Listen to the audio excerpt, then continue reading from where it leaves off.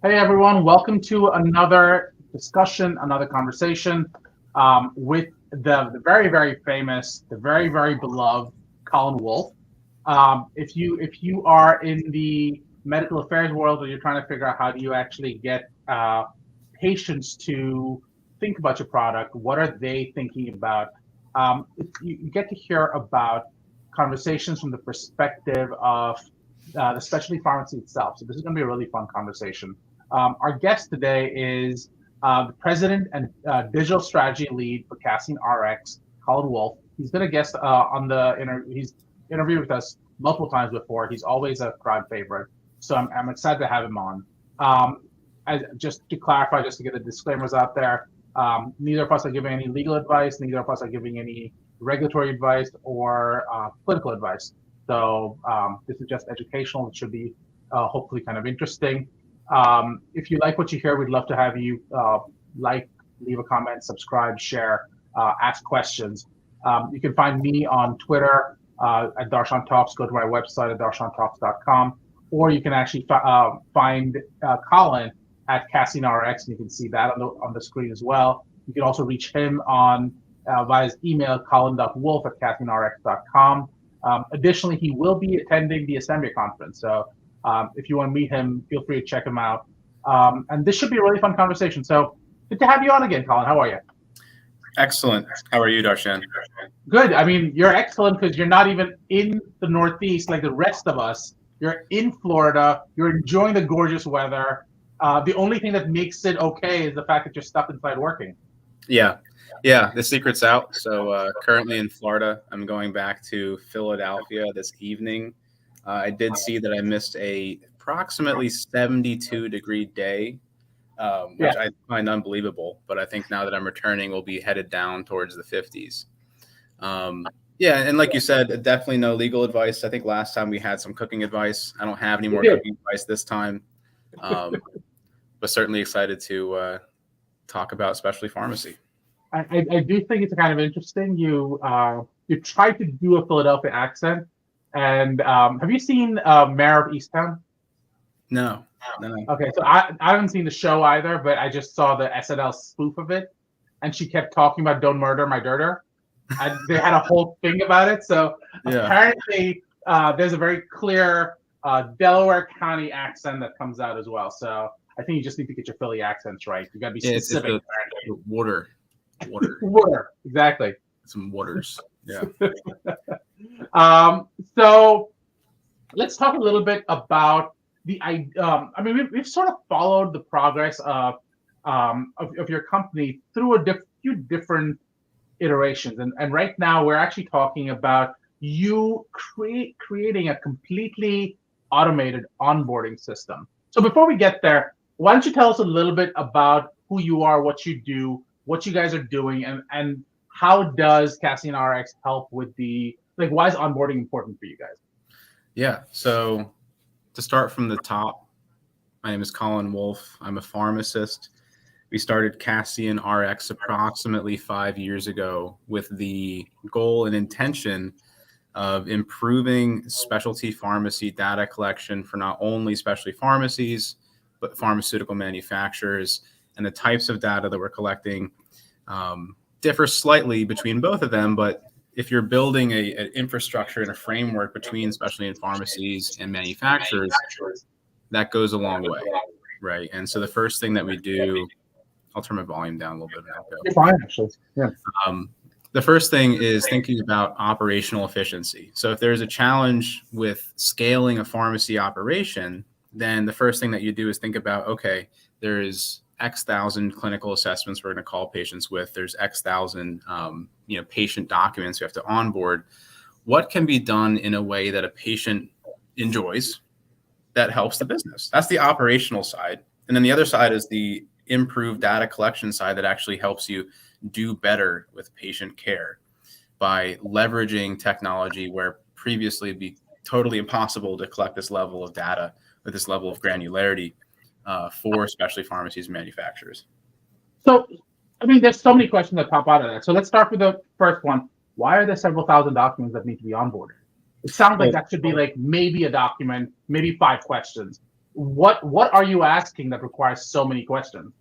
Yeah, and I think the thing that's wild to me is, I'm a as you might imagine, I don't spend a lot of time in the post office with texting and emailing, right? I'm not mailing a lot of letters to people, but on average, a patient welcome packet that gets mailed to their home, I think costs approximately $5.50 per patient, where within that packet, there's a few legal forms they have to complete, like HIPAA waivers and other sorts of disclosures that we would ask from a patient. But the challenge is someone has to sit there, put that packet together, stamp it, send it out, and then we're trusting the patient to complete it on their terms and then return the packet in a timely manner, where we understand that in the specialty pharmacy space, things often took 7 years until you're diagnosed with the right disease. So once we have our focus on the therapy, once it's been prescribed to you, I think the last thing that a patient should be worrying about is waiting to receive something in the mail, right? And so this occurs for every patient that gets onboarded into a pharmacy. If they change meds, change pharmacies, it has to happen again. So our perspective is we know that patients would rather do these things automatically over email and text. So why not create a system so that the moment the patient gets entered into the pharmacy, they're going to be getting their welcome packet digitally.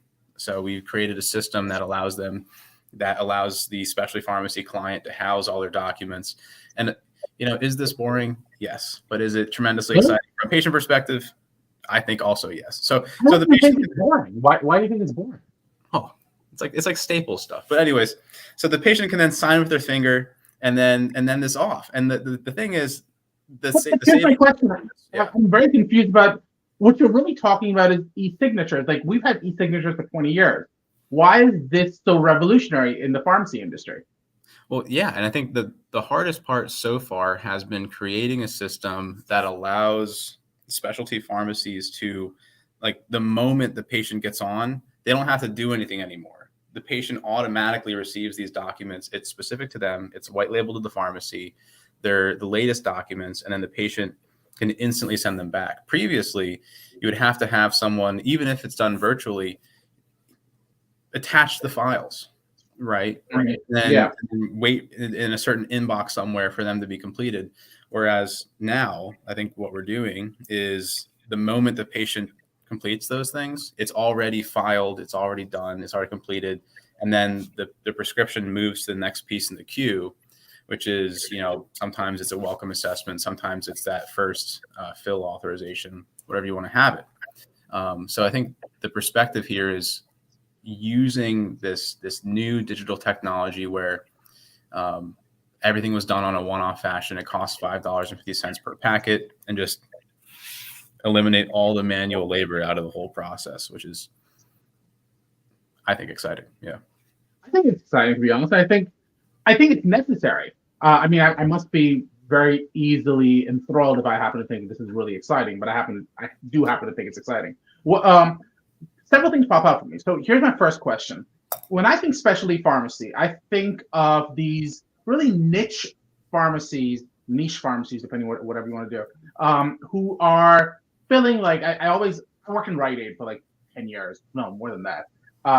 And you are dealing with 300, 400, 500 scripts a day with or without another technician.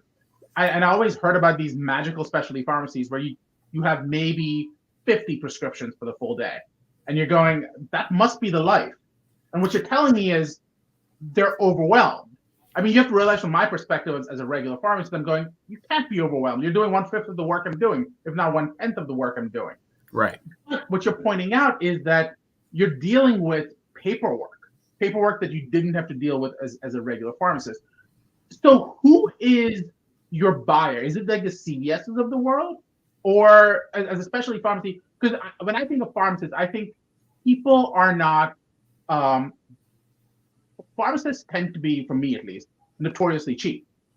So if that's true, you've got to be careful about who your actual buyers. So how do you address that question? Is there a huge market for this? Or is it really targeted to pharma?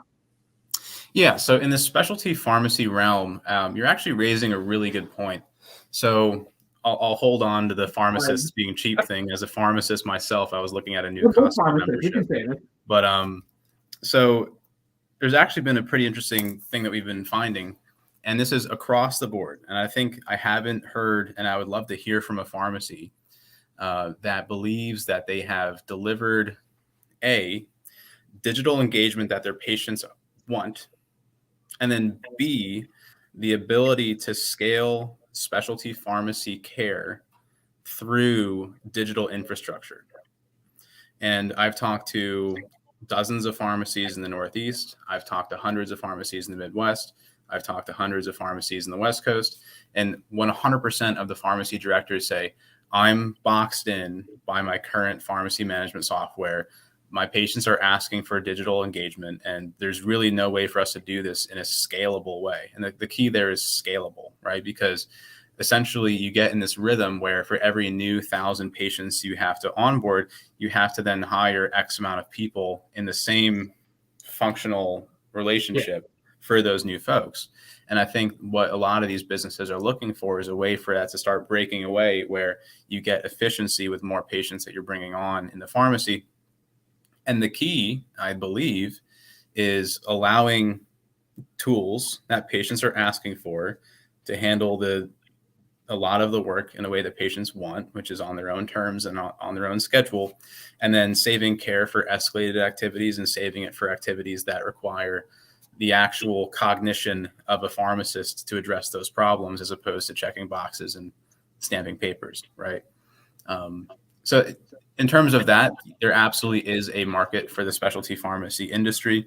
I think a lot of the challenges that have yet to be addressed wholeheartedly has been EMR integration, integration into all the systems that are available in the market today. I think some of the systems hold on to their processes or integration partners, et cetera, where they're not letting a few digital vendors, play in that space. So I think we're going to see a lot of more democratization over time to allow more digital folks to play, especially in the health system setting. I think there's been a tremendous need there where, again, 100% of the specialty pharmacy directors are looking for a product that I think would help them digitally. But do you need a certain size before that starts making sense? I think you do need a certain size, and it also depends on the contracts that you're working with, right? So sometimes for any given disease state, the outreach burden on the pharmacy could be as frequent as one per week per patient. You have to call the patient once per week for an adherence assessment. And for a small team, a deployment of a moderate size to do virtual clinical assessments might help that team. But like you're saying, if the operation if the goal is scale, the operation needs to be scaling, right? So typically, I think approximately 7,000 patients total in the specialty pharmacy makes sense. Sometimes as low as 5, depending on the contract, but then certainly over 10, 15, 20, 30, 40,000 patients in specialty pharmacy is ideal. And then another interesting thing is, as we're seeing, I think almost every new drug coming to market specialty. So I think all pharmacy is just going to be something specialty in the future, which is how it looks like it's going. So it's a growing industry. Yeah. So it raises several questions for me. So the first thing you talked about is this EMR integration, which is a beast, especially when you're talking about. I can see several issues with it. If you're talking about in the outpatient retail pharmacy setting, I think it's I can see the issues being there are so many systems out there. If you talk about inpatient hospital doing a med rec and sort of the patient moving from inpatient to outpatient, you're really dealing with the behemoths of Epic and what's the other one? Starts with a C. I'm blanking. Cerner. Thank you. Epic and Cerner. And the question then becomes, if you have this situation, how do you get into those systems? Because yes, it's a smaller pool than all the pharmacies, but it's still so many systems. And is it simpler to just go to a PBM and go, this is something you guys have to pay for? Why, instead of integrating with the system, with the EMR, why don't we just integrate with you as the payer? Because in the end, you're on the hook for it anyway. Yeah, that's a great question. So I'll attempt to tackle the EMR Cerner question first. Okay. Every specialty pharmacy is unique. Most specialty pharmacies have developed an instance that is unique to their pharmacy and their needs, especially for talking about specialty. I know there's a few new modules out there, but a lot of institutional pharmacies are not on the newest Epic modules. And then in that case, then we'd be specifically integrating the Cassian digital engagement. So everything that's inside the pharmacy is happening here, and everything that's automated digital engagement is happening Cassian forward. And the key is what's happening to integrate those two entities. So anytime a clinical assessment's occurring, we're populating the assessment data back into Epic. But then again, since every specialty pharmacy is unique, then you have to have a unique integration for that instance, unless you have a group of pharmacies in the same instance, which would be helpful. The next question is what to do about the PBMs. I think that is it's a promising angle, but then not all PBMs are incentivized to have the same level of transparency as what's occurring at the specialty pharmacy. So you do have some competing incentives there. And I think there are certainly better players than others. And I think more folks that would be willing to play that game. But I think the most important thing is from a accreditation perspective, from a compliance perspective with the specialty pharmacies, is making sure that the data we're collecting is being put in the right spot. So I think that's where we're starting. We've seen a very consistent pattern of pharmacy technology adoption, which I think is also more interesting, which is the pharmacy is scaling. They realize this is breaking our back. And then the next thing that they do is like, hey, let's try to get some texting on board, right? And they bring on a service. Maybe they're paying by text. Maybe it's a system where it's just like your refill's ready. And that's really only a tenth of all the complexity of a specialty pharmacy digital system. And then what happens is they realize that didn't help them scale because there's so much more that's particular specialty that's totally not addressed there. And then they kind of give up on that. And they kind of say, like, let's cut our losses there. And then what happens is in the EMR, they usually then turn to EMR-based tools to then start doing like one-off clinical assessments once.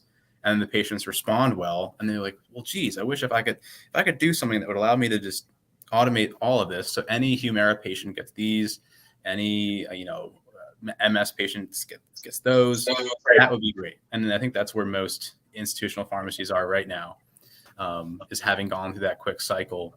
And then there's a lot of exploration happening in the market. So what I'm hearing you saying is that we're at that precipice of automation being what you see as very, very helpful. But let me give you my experience with automation. I'm newly diagnosed with diabetes. When I say newly, like September of last year. And the result of that is I'm now getting these different medications that are that CVS keeps telling me, and I can say CVS because they really are my provider.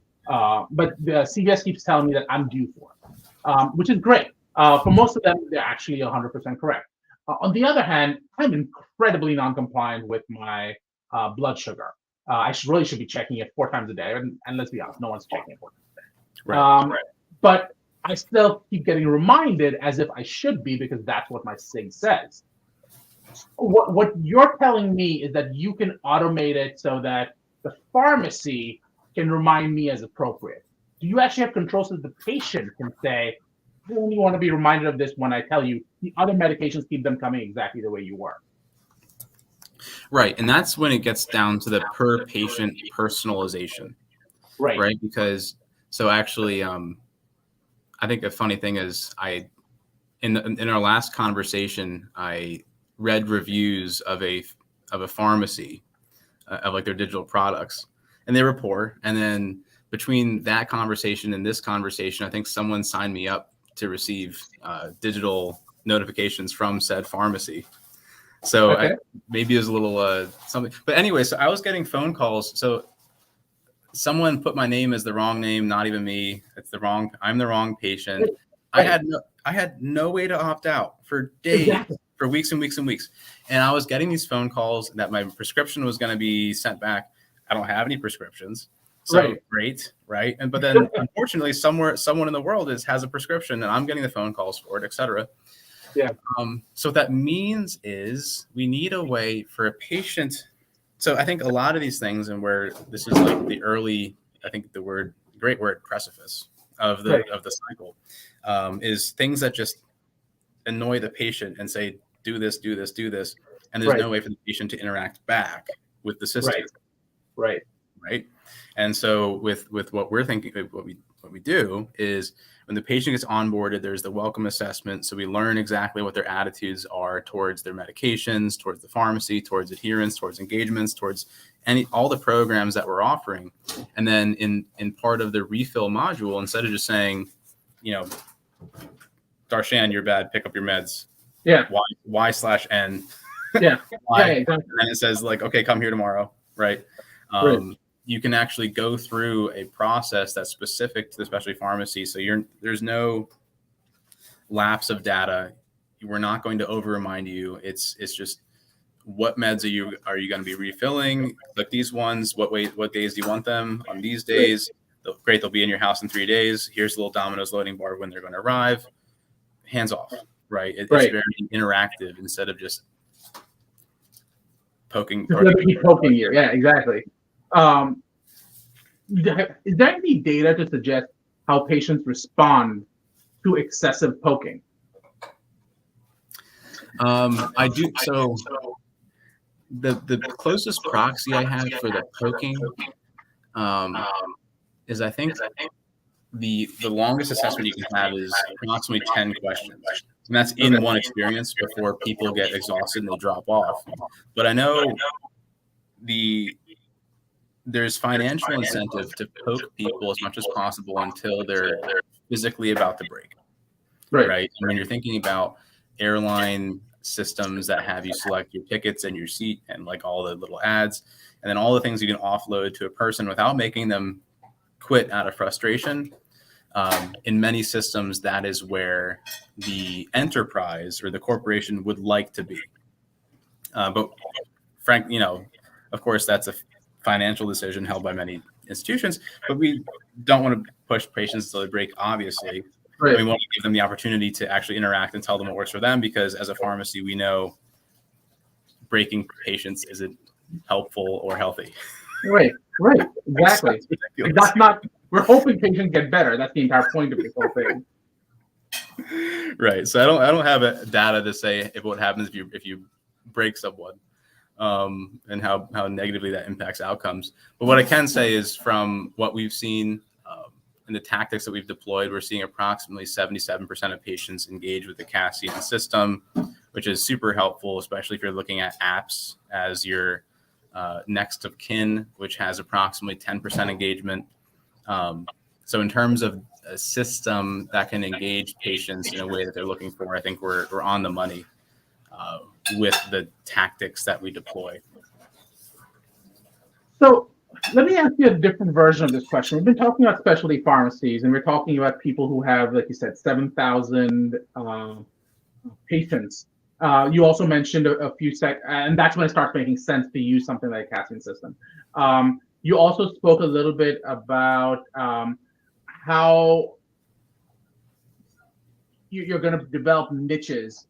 Every pharmacy will have its own niche, the specialty pharmacy, because that's just the way we seem to be going. Because every new approved drug seems to have its own specialty pharmacy need. My question for you is, have you ever thought of putting out a report for pharmacies going, we need more pharmacists in this area, I'm making this up, in the MS area, because we only have 500 pharmacies that are serving patients across the country. What we really need is 7,000.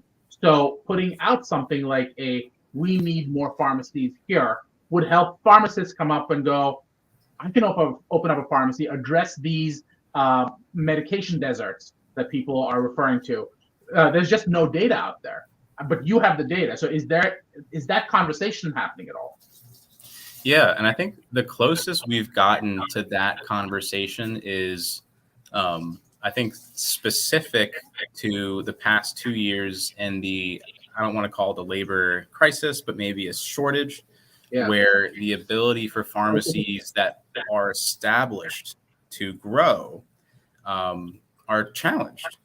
right? And I think one of the most common things that we're hearing is from the pharmacy director level is, hey, we have a few new drugs that we have in-house, and we're sweating internally because our ability to hire new technicians and pharmacists is very challenging.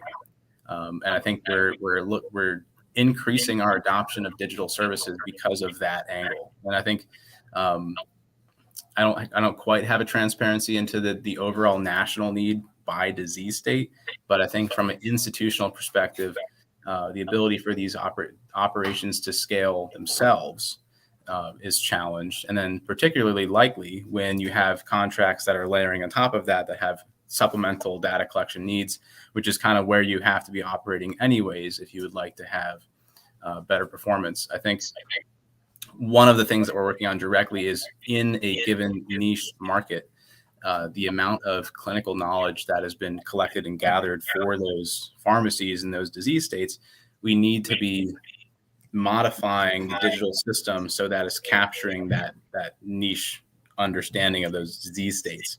And I think that's where you have to, as a digital service provider, you need to have the word service in there because you have to be flexible enough to capture the clinical content and knowledge that's being developed locally and then turn that on to a broader enterprise solution. So what I hear you saying, and please correct me if I'm wrong, because there are a lot of fancy words that got used and I'm not a smart person. So it's always important that I understand where you were going. So if I hear you correctly, what you're saying is that the conversation has not happened. I mean, there are variations of the conversation in that we need to move towards digital, but there is less of a conversation on which disease states still need attention, which disease states still need the help in. If that's true, do you foresee a future in which Cassian reaches out to different schools of pharmacy and go, you know what, you guys are based, I'm making this up, in Atlanta, and Georgia has a food desert in this. Once you get out of Atlanta proper, there are these other areas that need help.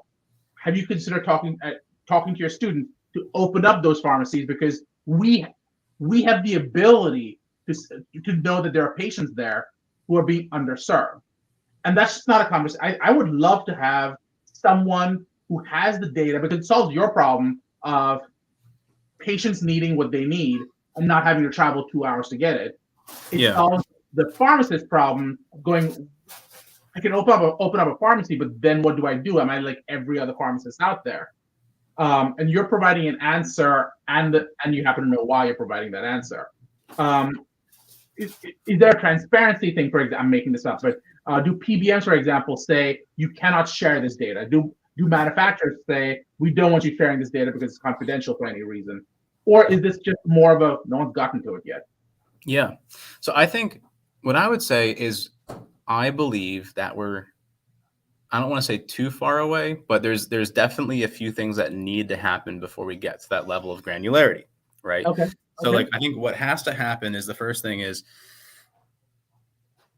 does CVS or whatever pharmacy you have, do they understand that you're not adherent to your blood sugar pills? Like how much do you think they understand like that? Darshan specifically, right? So I think this comes into what ability do pharmacies have to triage patients accordingly based on their performance at the pharmacy level, right? Because to a lot of pharmacies, it's like they're an MS patient or an MS pharmacy covered. Right. Yeah. It's good. Like we're shipping their medications every month. Let's not think about the fact that the fridge is full of medications. But I think, of course, some pharmacies absolutely do have this ability to report and collect and maintain and modify and enhance this data and understanding about how these patients are performing within the pharmacy specifically. But the challenge is how do you get that on a standardized basis on a nationwide level, right? So a group like Cassian specifically, if we're looking at a psychiatric patient taking especially medication in a geography, we can be reporting on that data to a very high fidelity for those patients to say, these patients who are underserved that are, using burner phones that are falling off of the map. We don't really know what's happening. We can tell you how they're doing because we were figuring out ways to engage with these people, right? In a way that's helpful and beneficial to not only the patient, but then to understand from a pharmacy perspective, how do we best support these folks? And I think that is an activity, not just the shipping and looking at the claims data and the performance, but I think we would need to have a much larger understanding once we've developed the processes on a more standardized way to triage folks for their performance, to say, yes, this is absolutely a need in this geography to increase the level of pharmacy attention, which is the goal of Cassian and many other services, to say, where do we need to be directing our attention as a pharmacist, right? So I'm going to ask the last question because we're well over time, because it's always just fun to talk to you. But you spoke a little bit about this granularity of patient data that you're getting. Yeah. When I think granularity of patient data, I think of someone like IQVIA that has just this huge amount of data that no one even knows the different implications of that data. My question for you is, do you foresee Cassian growing into an IQVIA? Do you foresee them competing with IQVIA, or do you see some kind of symbiotic relationship with IQVIA? I don't mean specifically IQVIA, but I just mean data providers in general. Yeah, I think that the very tip of the iceberg of the question is the distinction between, I think, a data aggregator and then someone who's going out in the field using technology to engage those patients directly, right?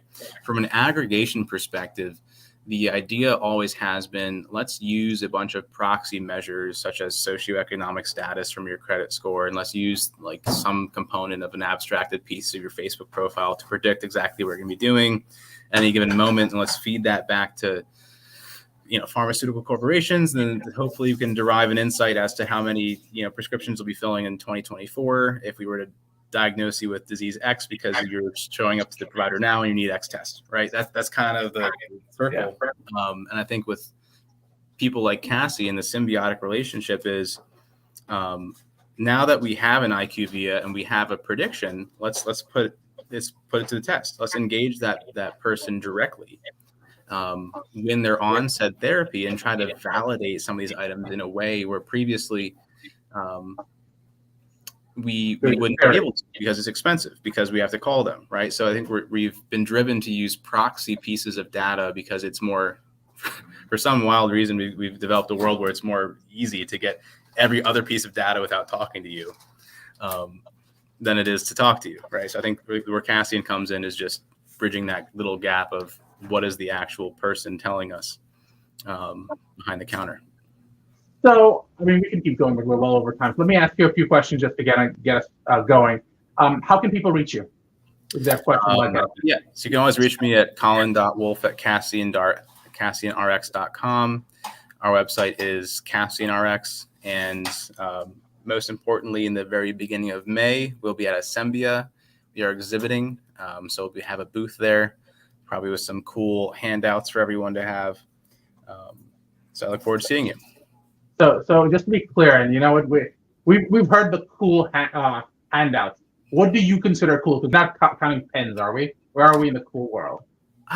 Well, I think it's not finalized. I'm pretty excited about it. I think we're looking for a little bit more than pamphlets, but I think definitely things that you can wear that are useful in the arena of being in Las Vegas where it's sunny. But I'm not going to disclose that yet. That's fair. But what you're telling me is that you're going to go beyond the pamphlets. You're going to go beyond the chocolates. We're in the wearing category. So it sounds like people will be coming to the booth, because that sounds amazing. We hope so. It was very, very cool to have you. It was very, very cool to have you on. Can't wait to have you on again. Any last parting words? It was great chatting with you. I look forward to next time. Sounds awesome. Thanks again, Collin. Thanks a bunch.